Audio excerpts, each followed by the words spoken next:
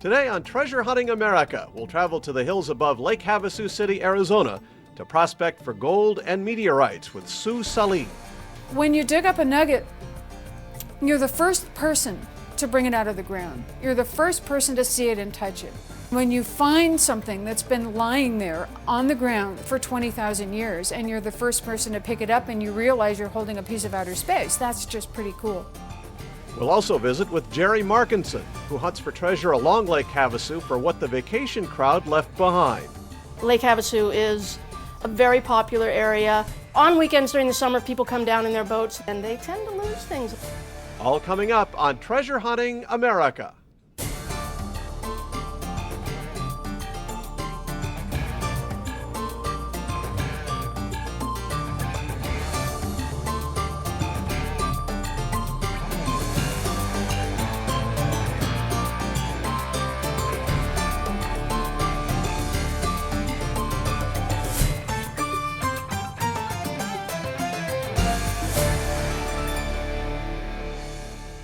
Hello and welcome to another episode of Treasure Hunting America. I'm your host, Mark Hendricks. For the next half hour, we'll share some amazing stories of everyday treasure hunters across the country, discovering vast antiquities and caches of yesteryear. As an avid coin collector in her childhood, the hobby of treasure hunting came easily to Sue. Her residence in Lake Havasu, Arizona provides many opportunities for gold prospecting and treasure hunting. I got started metal detecting 25 years ago. I was a coin collector. My interest in coin collection came from my childhood. My father's job took him all over the world, and when we didn't have to be in school, we got to go with him. So we lived in a lot of different European countries, and they had coins that had kings and queens and animals and flowers on them, and I just thought that they were so interesting compared to the coins that we have in the US. But then as an adult, I took more of an interest in coin collecting for US coins. When I got my first metal detector, the very first thing I found was a 1919 wheatback penny, and I found it in my backyard. And I didn't have a clue what I was doing, and I dug a hole that was about this big and this deep because the coin kept rolling from the side of the hole down to the bottom because I didn't know how to pinpoint, but I was so excited. At heart, I'm a treasure hunter. I think it goes beyond metal detecting. Before I bought my first detector, I was digging in old dumps and screening things out of dumps, and I'm always looking at the ground and picking things up, and I'm always dragging things home. Some people don't think of looking for things. I just like to find things. For Sue, this passion for finding things of the past changed her perspective on a subject she didn't appreciate growing up: history. For me, it comes from wanting to learn about what I've found. It's taught me a lot about history. It's taught me to appreciate history and to want to learn about it. When I was a kid, I hated history. That was the absolute worst class. My attitude was, who cares about memorizing all those names and places and dates of all those dead people? What does that have to do with me? But once I started finding things and wanting to know who owned this and how long has it been in the ground, history became alive for me, and I started really getting interested in it because you are digging pieces of history. The hobby of metal detecting has been predominantly a male activity, but that doesn't bother Sue. She thrives on being in the outdoors with her friends. There's a group of 6 of us, and we go out together every chance we get. We take 2 or 3 four-wheel drive vehicles, and we'll go out and we'll spend the day, and we have a ball at it. But this is predominantly a hobby for men. I don't know why more women don't get involved in this. I think a lot of it has to do with not wanting to get dirty. It's the women that get involved in this are the type that are more outdoors related, more sports related, more camping and hiking related than indoors. I have quite a few meteorites that I found in Gold Basin. It's a fairly well-known meteorite field that's a couple of hours drive from here, so it's easy for me to get to it. The Gold Basin meteorite fell to Earth 20,000 years ago, and it's a piece of outer space. And when you find something that's been lying there on the ground for 20,000 years and you're the first person to pick it up and you realize you're holding a piece of outer space, that's just pretty cool. When we return, Sue will take us out into the Arizona desert to find gold nuggets and share a special find relating to World War II and General Patton.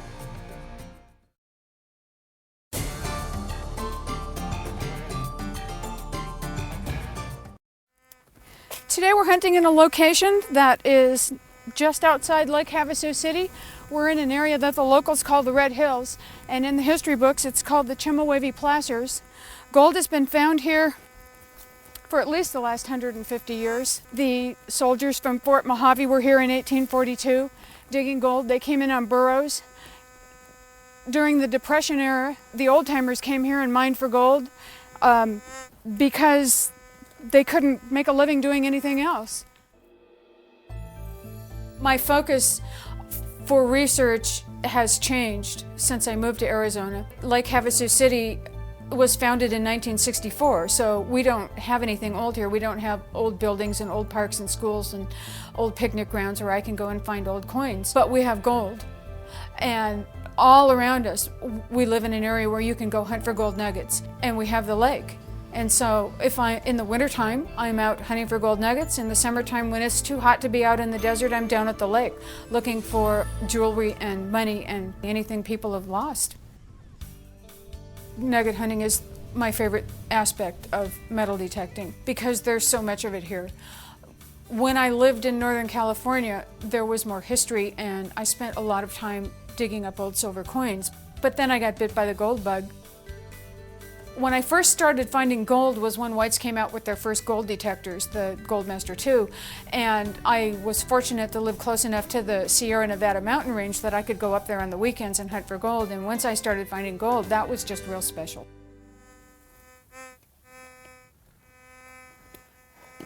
We had a lot of rain this winter, and it took these washes and moved a lot of dirt right down to the bedrock.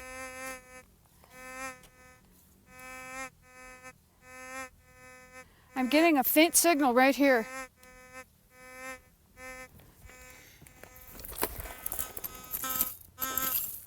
When you get a faint signal like that, that tells me that it's either a tiny nugget or it's a larger object that's deep. But since we're hunting right on top of bedrock, it's probably something very small. So I like to move the dirt a little bit at a time so I don't fling the nugget and then have to go and find it again. And the more dirt I move, and the closer I get the search coil to the nugget, the louder the signal gets, and then I can kind of tell where it's coming from.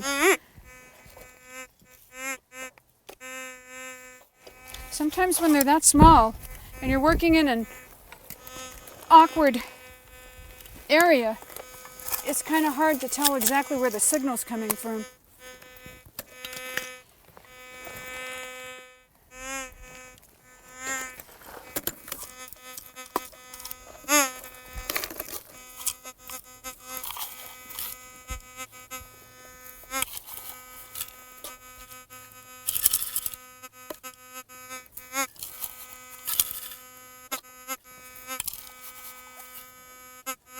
I do this process of elimination a little bit at a time because sometimes the nuggets have so much dust on them that you can't really see them until you get down to just a little tiny bit.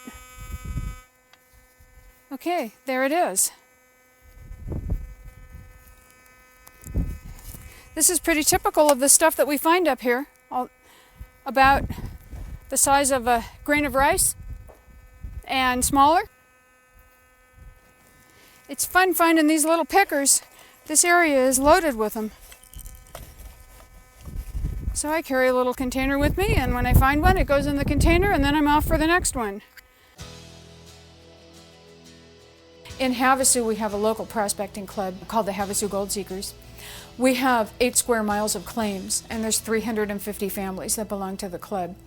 And it only takes an hour to get to the claims from here. So if I'm going to go out and go prospecting for the day, most likely I'll go to the claims because it's close. My greatest frustration in this hobby is not having enough time. Because I own a retail store, I'm in my store 6 days a week, and I don't get to get out and hunt for gold or down at the lake as much as I would like to. There was a time in my life when I was in between jobs for 1.5 years, and I went out with my detector every day, and that's all I wanted to do. And I found a lot of stuff. I found lots of old coins and gold rings at the beach and gold nuggets. I miss that. I'd like to be able to do that again. There's a signal. This is noisy ground. There's a lot of black sand in here. Oh, there it is. It's another bullet. This is a .50 caliber. General Patton had maneuvers in this area. They had land maneuvers on the other side of the Colorado River and air maneuvers on this side. He had planes that towed huge targets, and then the fighter planes would come and shoot the targets down. So this area is littered with these. We dig them up by the bucketful.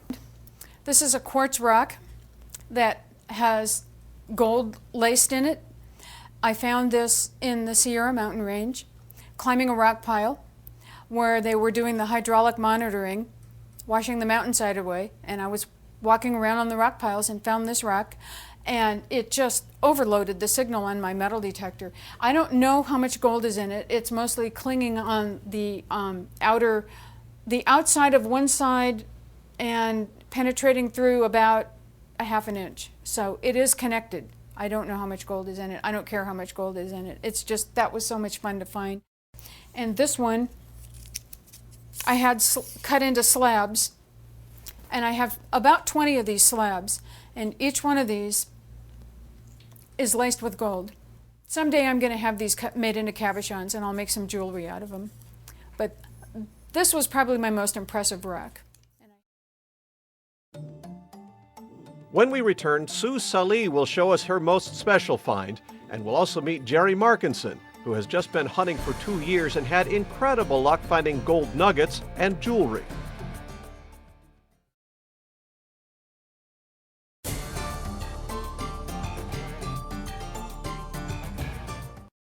This is one of my favorite things I've found.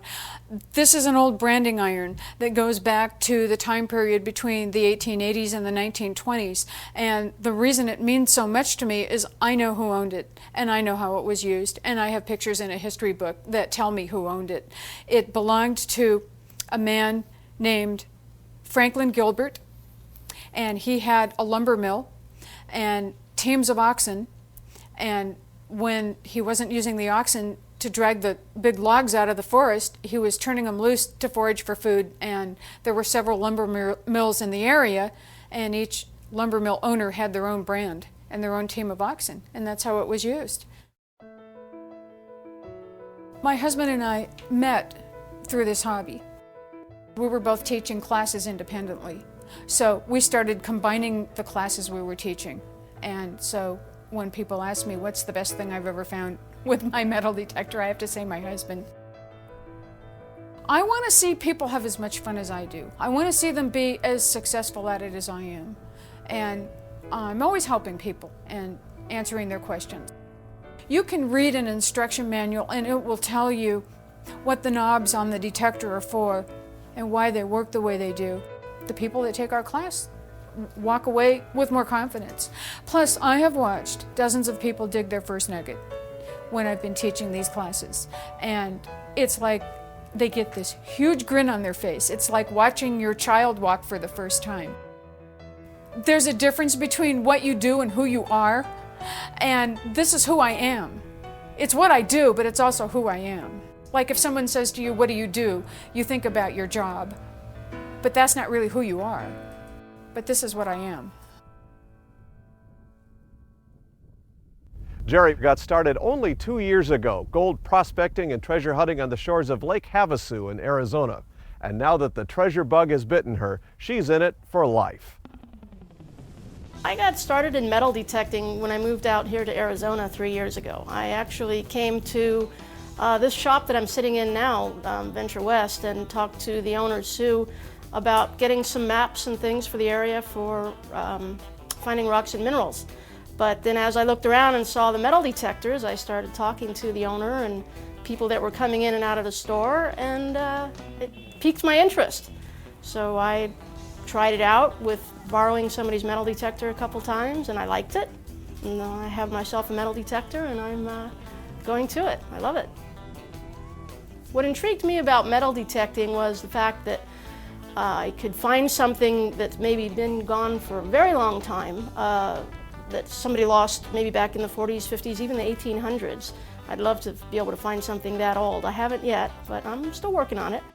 Or I could help somebody to find something that they've lost, because that's always a good feeling, helping somebody recover something. In fact, just today I was down at the beach and somebody lost a horseshoe and I helped them recover it. That was pretty easy, but they had buried it and they were looking for a long time. Couldn't find it, so I helped them find it. But that's just going out there and finding things. On my particular metal detector, I can hunt either gold or treasure, which to me would be rings, watches, items other than gold nugget. I use eBay to make a little profit if it's not something I can use. For example, the many pairs of sunglasses that I found. Since these kids are down here, they have real fancy ones, and some of them can go for as much as $75, $80 on eBay because they're maybe $150 sunglasses. I found 3 gold nuggets, small gold nuggets, and they're on the gold claims here in Havasu. There's a gold seekers group, and the 3 that I have found were in that claim. And this is my gold, which you can't really see very well in the jar, but I know it's there and I can hear it and I can see it, and I'm hoping that that's going to get to be a lot more as I search for more and more. Here in Arizona we have some areas where meteorites have hit. So if you're interested in meteorites, and I love science fiction and in the outer space, I went to a place called Gold Basin where meteorites have fallen, and I did find one. And you get the same kind of a signal as if you find gold. I found a gold chain, 14-karat gold chain, and I actually wear it occasionally too. This was one of the items I found snorkeling, which I thought was rather interesting. It took me a little while to figure out what it was, and it's a sterling silver piece, and I believe it's for a scarf or a bathing suit skirt. And it's just a nice hunk of silver that I might actually even melt down and turn into a piece of jewelry, since I take lapidary. This is from Tiffany's, which is probably the only item I'll ever own from Tiffany's, but I did try and find the owner of this because there is a name on the other side. And if you recognize this bracelet and lost it and can tell me the name on the other side, you may get it back. But I found this at about, it was probably about 3 or 4 inches down, if that deep. This was on after a busy holiday. When we return, Jerry will share why she's so lucky with her treasure hunting finds.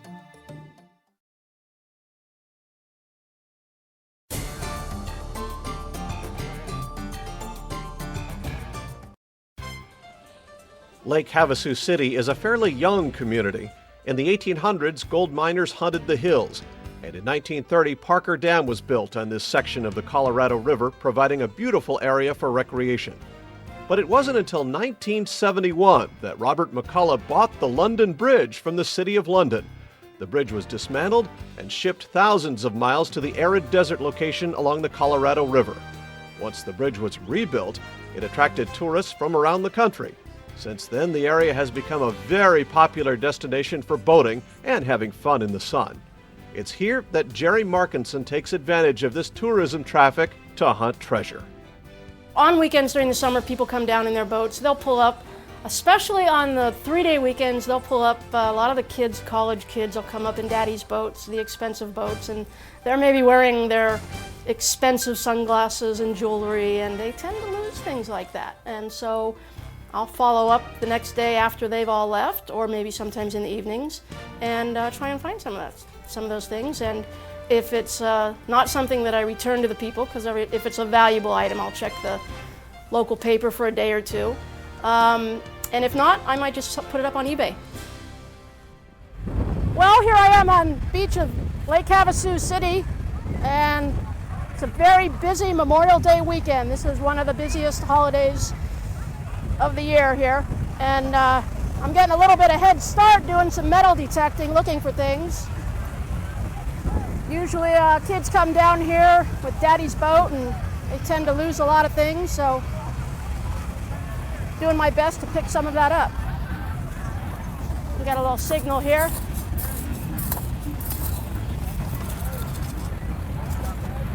Nope, still there. Sometimes I'm digging and I'm picking up things from older parties. Here it is. Looks like just a penny. After being in this hobby just a short time, Jerry has been very lucky in her finds. My gold hunting and treasure hunting, I've been pretty lucky. In the 2 years that I've been doing it, I've found 3 small nuggets on those claims that some people have been searching there for 3, 4, maybe 5 years as far as I know, and they haven't found anything. So call that luck, I suppose. Finding down by the beaches, finding jewelry, watches and things, again, maybe it's luck. Maybe I just put my metal detector in the right spot at the right time. I am lucky at the casinos sometimes. Since I moved out here, I started going up to the casinos, and within a 6-month period, I won 2 cars. I don't think one has to do with the other. I think it's just a matter of sticking to it. The more you do it, the more you're going to find. I say you live right and you get treated right, so maybe that has something to do with it too. Even though Jerry has found a lot over the last couple of years, she still has big goals. The ultimate find would be a large gold nugget or a pack of old money, old coins, old gold coins. Something very old would be just, any of those would be wonderful. I think I'll be doing this for a very long time. There's no reason at all for me to stop. It's a very inexpensive hobby. Once you have your metal detector or your equipment, you can update it, but I don't think it's necessary because I'm finding things with what I have. So I plan on doing this as long as I can move around. Thank you for watching this edition of Treasure Hunting America. Join us next time for more stories of people looking for hidden treasure all over the country. I'm your host, Mark Hendricks, and until next time, happy hunting! Treasure Hunting America is sponsored by White's Electronics, manufacturers of the world's finest metal detectors. For over 50 years, White's has been building metal detectors in the USA for treasure hunters around the world. For more information, visit their website or call the number on your screen.